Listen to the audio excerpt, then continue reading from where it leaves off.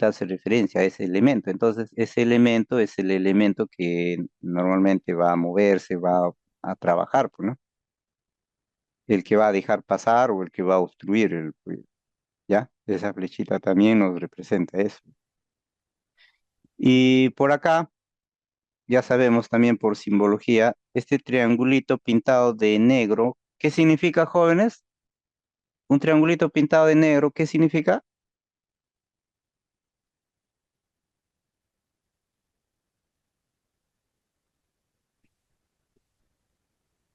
¿Qué significa un triangulito pintado de negro?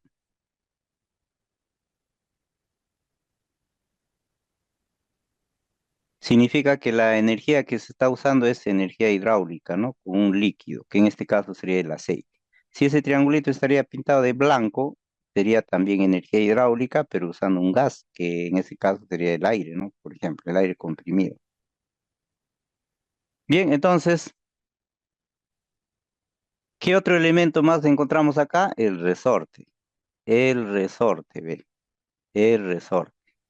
Y de ese resorte podemos observar una línea entrecortada que nosotros ya sabemos que esas líneas entrecortadas también representan conductos por donde el aceite va a fluir, ¿no? Claro. Entonces, ¿cómo le entenderíamos a esta línea que está saliendo del resorte? ¿Mm? El resorte no va a entregar el aceite, pues no, es un elemento mecánico. Pero ¿por qué esta línea sale de ahí? ¿Cómo le entenderíamos a eso? ¿Qué me dicen jóvenes? A ver, ¿alguien por ahí? A ver.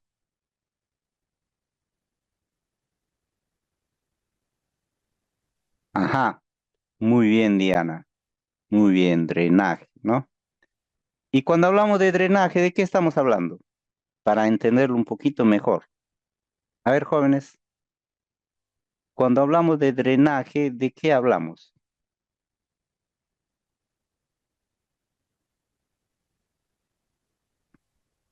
¿Qué me dice esa palabrita drenaje? Mucha presión. Mm, Escaparía por el drenaje. ajá, mucha presión y escape el aceite por o sea que es un pequeño volumen, caudal de aceite pequeñito, producto del exceso de presión. Mm, Caudal,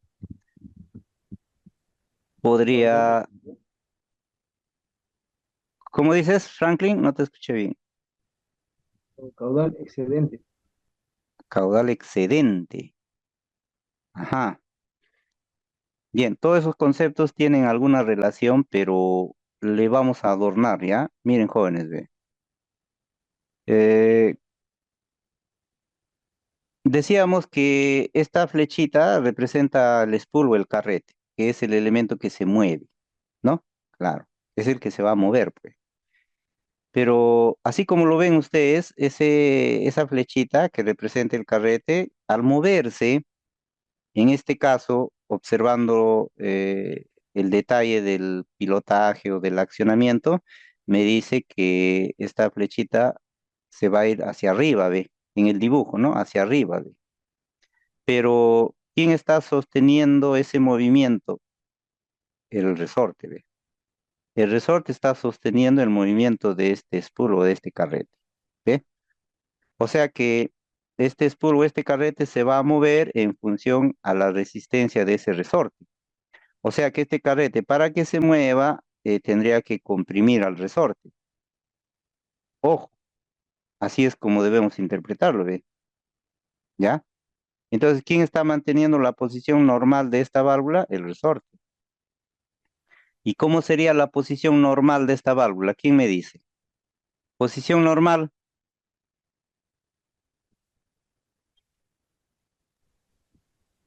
Normalmente Cerrado. perfecto. Esa válvula es una válvula normalmente cerrada. Cuando hablamos de esa palabrita normal, jóvenes, hace referencia a la posición inicial con que comienza a trabajar ese elemento y esa posición inicial es lo que nos muestra su dibujo. Acá el dibujito me está diciendo que el fluido va a ingresar por uno, pero ahí queda, no pasa, ¿ve? Hay una condición, esa condición es de que esta línea de pilotaje se presurice y también que la otra línea de pilotaje número 3 se presurice y entre las dos alcancen a vencer la resistencia del muelle y recién entenderíamos que ese spool se va a mover, ¿ve? ¿No? Claro, pero en un inicio está cerrado. Entonces esa palabrita normalmente significa eso, es un nombre técnico, correcto. A veces le decimos posición normal, posición neutral. Bueno, también hace referencia a eso, ¿ya? O también le puedes decir centro cerrado. Bien, entonces, este spool, si me dicen que él se mueve, obviamente se va a mover pues dentro de una estructura, dentro de un cuerpo, ¿no?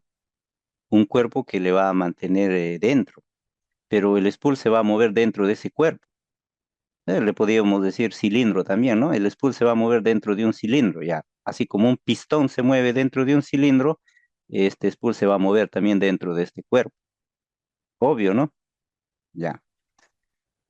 Ahora, para que este spool se mueva, ya, necesariamente tiene que haber un espacio, una luz entre la superficie exterior del spool y la superficie interior del cuerpo que lo aloja, que le vamos a llamar cilindro. Es como el pistón, pues, en un motor de combustión, ¿no? El pistón para que se mueva dentro del cilindro tiene que haber un espacio entre ellos, porque si no hay ese espacio, si todo es hermético, del mismo tamaño, ¿cómo se va a mover ese pistón? No se movería, estaría pues, sellado, ¿sí o no? Claro, estaría sellado, pues no es así. Tiene que haber una luz que le permita moverse. Oye, pero esa luz no se ve. No, pues es que nuestro ojo humano tiene limitaciones, pues no, no lo va a ver. Ya, el ojo humano a las justas ve 40 micras, ¿no? A las justas. 30 ya no lo vemos. Y hay partículas sólidas de 30 micras, pero no lo vemos. Es invisible para nosotros. Mucho menos, pues acá estos espacios, ¿no? Pequeñísimos, que estamos hablando de 3 4 micras, ¿ve?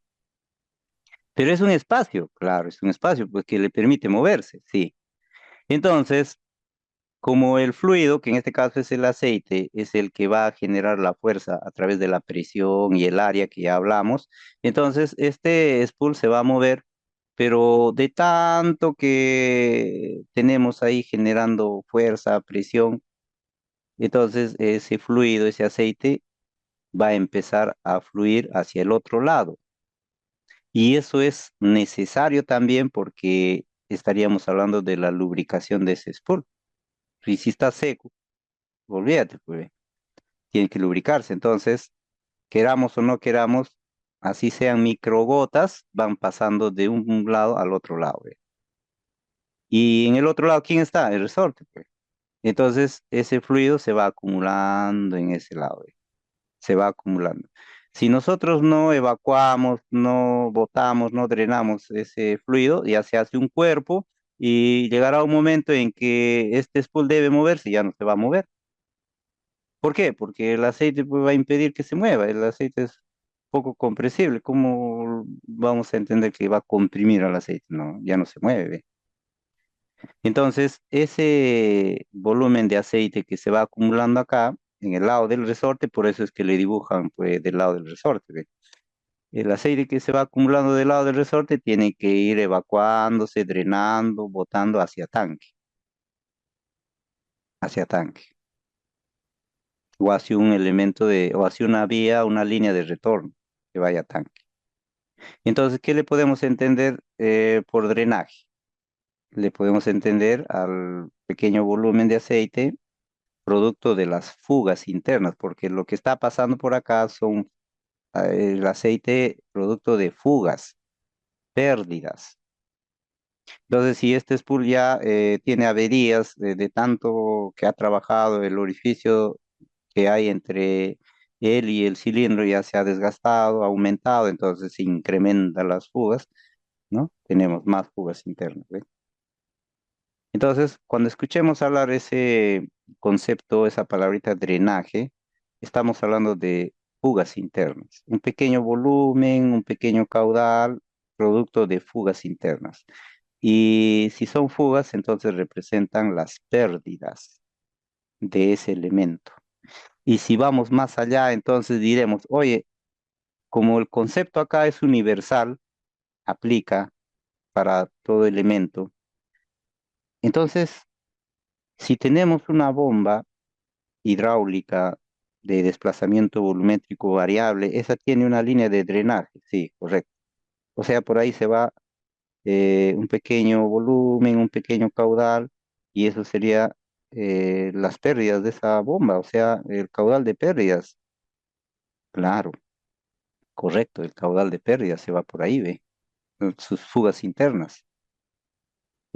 O sea, eso significa que por ahí también podríamos utilizar esa línea para medir esas pérdidas y a través de eso podríamos diagnosticar el estado de la bomba. Claro, correcto, correcto. Si una bomba nueva por la línea de drenaje debería irse 2,5 3 litros por cada minuto, un ejemplo, ¿no? Y esa fuga con el uso se va incrementando, entonces el drenaje va aumentando.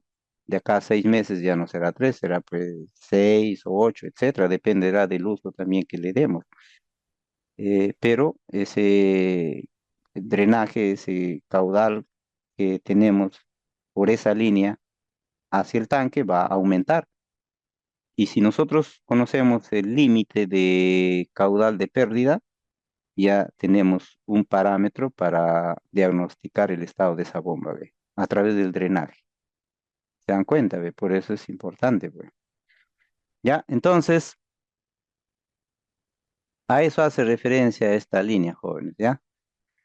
Y acá tenemos el muelle y con respecto al muelle, que es un elemento que constantemente nosotros vamos a encontrar, ya sea en las válvulas de control direccional, proporcional, ya sea en las válvulas que participan en su funcionamiento, la presión o también con el caudal, reguladores de caudal. El resorte siempre va a estar ahí inmerso. Bueno, claro, obviamente no en todas, ¿no? Porque también podríamos tener solamente pilotaje hidráulico. Pero vamos a encontrar muchas de estas válvulas ya con el resorte ahí dentro de su estructura. Otro tema que también no se analiza, no se toma en cuenta con la importancia que debería tomarse en cuenta es ese elemento, el resorte, este elemento. Sin embargo, este elemento pues es fundamental para el funcionamiento eficiente de estas válvulas. Y si nosotros no analizamos hasta donde podamos el comportamiento, las características de estos resortes, entonces no vamos a entender correctamente cómo es que esa válvula funciona.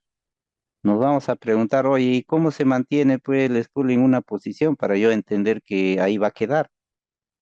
Ve, imagínense si no habría resorte.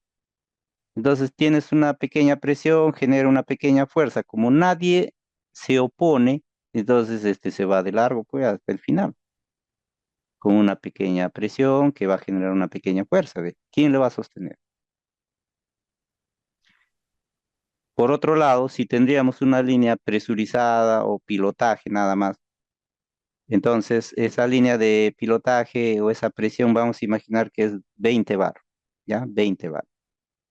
¿Y cómo entenderíamos que este spool puede tener múltiples posiciones?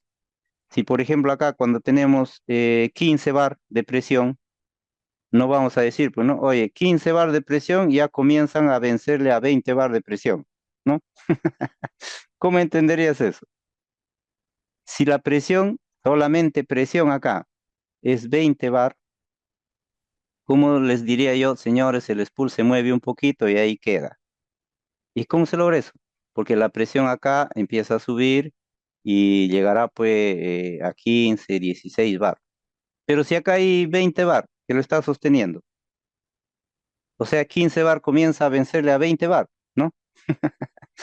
¿Cómo le vamos a entender eso? Es ilógico, ¿se dan cuenta?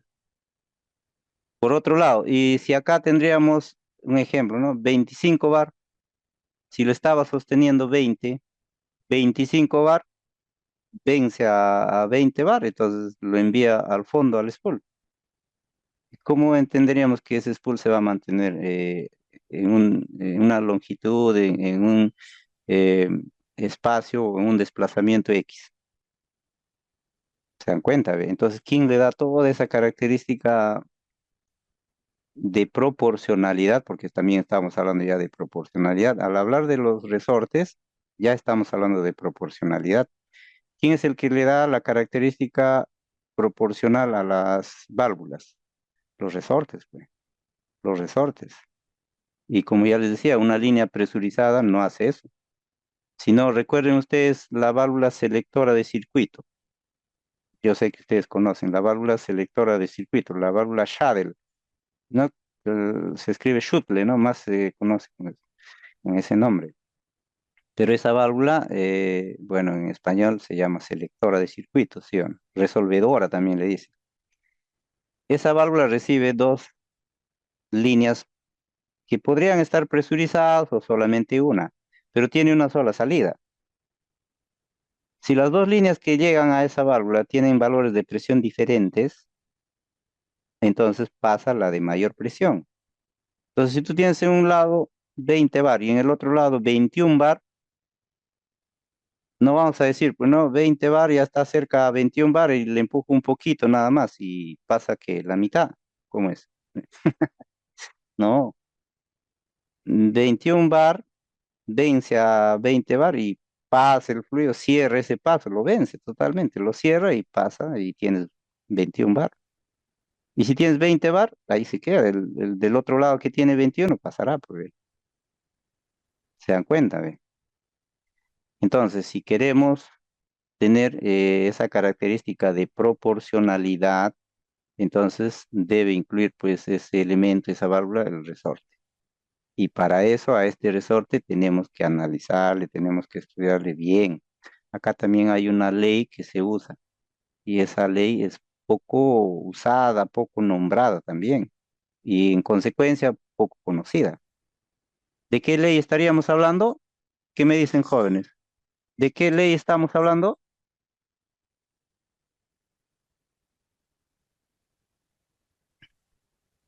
¿Alguien por ahí? A ver,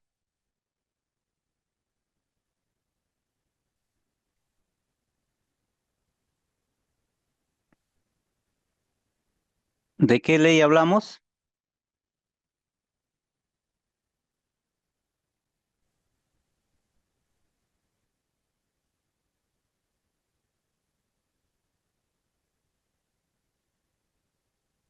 Estamos hablando de la ley de Hooke, ¿no? ¿Ves? O sea, no se le conoce mucho, ¿ve?